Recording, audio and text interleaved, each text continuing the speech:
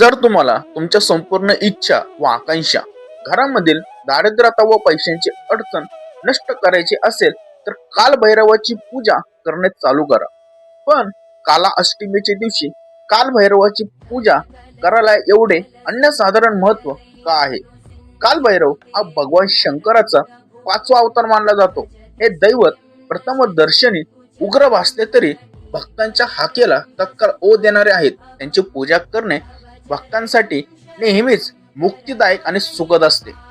शिव महापुराणात कृष्ण पक्षाच्या अष्टमी तिथीला कालभैरवाची उत्पत्ती झाल्याचे वर्णन आहे. या दिवशी कालभैरवाचे व्रत व पूजा केल्याने भक्ताच्या सर्व इच्छा पूर्ण होतात.